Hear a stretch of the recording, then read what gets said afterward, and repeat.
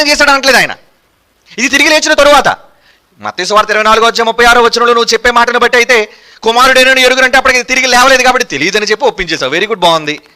కానీ తిరిగి లేచిన తర్వాత ఇక్కడ అపోస్తలుల కార్యాలు మొదటి అధ్యాయంలో ఏమంటున్నాడు? నాన్న నాకు తెలియదు. అడిగితే నాకు తెలుసరా అని చెప్పాలిగా. నాకు ఆ సమయం గురించి తెలియదు అని. అది దేవుడు తన స్వాధీనం, అది తండ్రి అంటున్నాడు. చూడండి, తన స్వాధీనం అంటే కాలం ఎవరి స్వాధీనంలో ఉంది చెప్పండి? ఎప్పుడు ముగింపు దినం రావాలి, ఎప్పుడు ఏం జరగాలన్న కాల నిర్ణయాలు ఎవరి చేతులు ఉన్నాయి? పవర్, కాలాన్ని కంట్రోల్ చేసే పవర్ మాత్రం దేవుడు తన స్వాధీనంలోనే పెట్టుకున్నాడని పునరుద్ధానుడని యేసుప్రభువు చెబుతున్న మాట. అంటే ఇప్పుడు ఏ కాలంలో రావాలో అన్నది ఇప్పుడు యేసుప్రభువుకు తెలుసా తెలీదా? నాకు తెలియదు నాయన, తండ్రికే తెలుసు అని అంటున్నాడు ఆయన.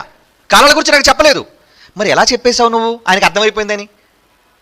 ఇకపోతే అసలు యేసుప్రభువుకు తెలిస్తే నీకేంటి, తెలియకపోతే నీకేంటి? అవసరమా అది? అడిగినోడు ఇప్పుడు అన్నాను నేను. నన్ను ప్రశ్న అడిగినోడు అన్నాను ఏమని?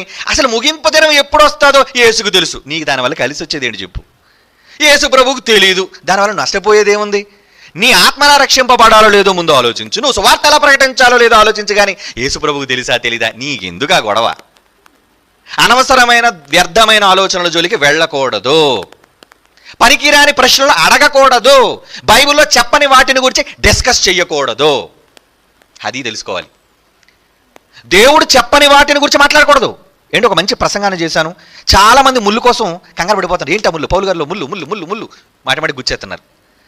ముంబైలో అడిగారనే అక్కడే మాట్లాడాను. అది త్వరలో ఎడిట్ చేసి పెడతారు, మీరు చూడండి. ముళ్ళు గూర్చి తప్పుడుగా మాట్లాడేవాడు ఎలా నోరు మూయించాను. ఎందుకంటే అది ఏదో బివైఓఐ బోధనో లేదంటే ఎవరో వ్యక్తిగతమైన బోధన కాదు, అది బైబిల్. త్వరలో మీకు అందుబాటులో వస్తుంది. అది మీరు జాగ్రత్తగా వినండి. విన్న తర్వాత మీకు క్లారిటీ వస్తుంది. ఓహో ఇదా. ప్రియులారా, వీళ్ళకి అనవసరమైన వాటిని గూర్చి ప్రశ్నలు ఎక్కువైపోతున్నాయి. యేసుప్రభువుకు తెలుసో తెలియదో నీకు అవసరమా? వాటిని తెలుసుకున్నట్టే మీ పని కాదని అపోస్తలులతోనే షటాప్ అని చెప్తున్నాడు ప్రభు. అవునా? వాటిని తెలుసుకున్నట్టే మీ పని కాదన్నప్పుడు నువ్వెందుకు కంగారు పడిపోతున్నావు? ఆ రోజు ఏంటని?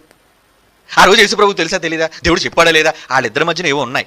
చెప్పాడో చెప్పలేదో అది నీకు అనవసరం. కనుక చెప్పని వాటిని గురించి మాట్లాడడం మూర్ఖత్వం. అందుకే ఇప్పుడు బైబిల్ పరిధి దాటి వెళ్ళకండి. బైబిల్ గిరిలోనే ఆలోచించండి. బైబిల్ పరిధిలోనే ఉండండి. ఇది జ్ఞానం. ఒకళ్ళు ఏమైనా తప్పుగా మాట్లాడితే సరిదిద్దుకోవడం. బైబిల్ బట్టి సరిదిద్దుకోవాలి, వ్యక్తులను బట్టి కాదు.